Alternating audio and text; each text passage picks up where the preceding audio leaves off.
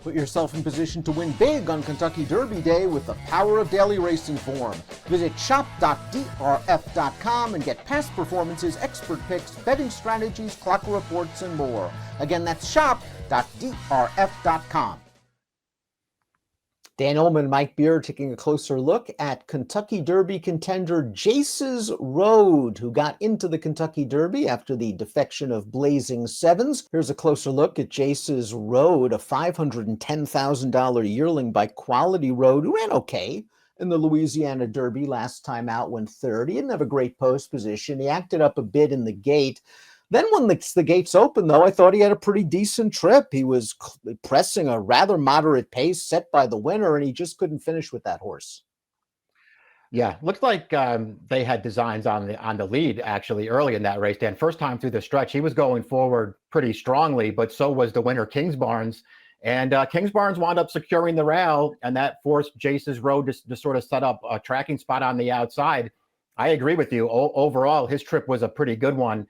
And he was just no match for Kingsbarns through the final 3/16 of that race. He was also no match for the runner-up Disarm, but he wound up finishing a clear third. It was a step in the right direction. He's got to run a lot better than that, though, as he's now made his way into the Kentucky Derby.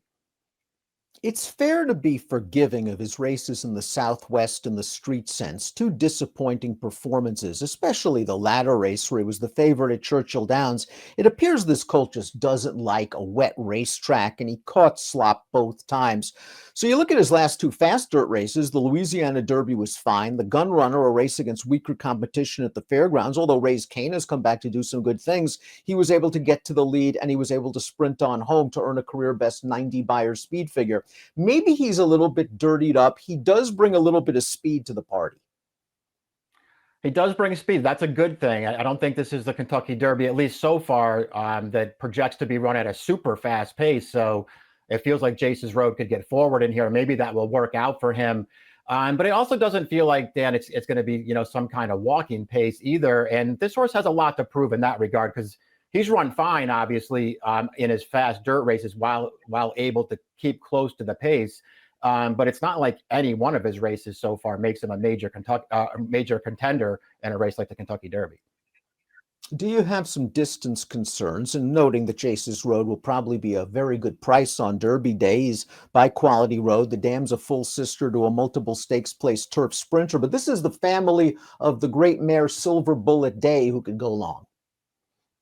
Yeah, I wouldn't worry too much about his pedigree. I mean, it's not like he's, bred to, love a mile and a quarter, but there's some distance and some quality under the third and fourth dam. So, maybe he'll get this far. He's going to be a big enough price where it probably doesn't matter anyway. He just happens to be one of the horses who has to, really improve in a race like the Kentucky Derby. You'll get paid if you're right. He goes out for really good connections. He could fall into a really good trip in that race. So there are things to like about him at a price. Flora Giroux takes the mount for Jace's Road, owned by the Albaugh family stables and West Point Thoroughbreds. Again, a $510,000 yearling purchase by Quality Road. He is a stakes winner this year. He's coming into this race off 5 routes, so he should have plenty of foundation underneath him, and he does bring some speed to the party at a price.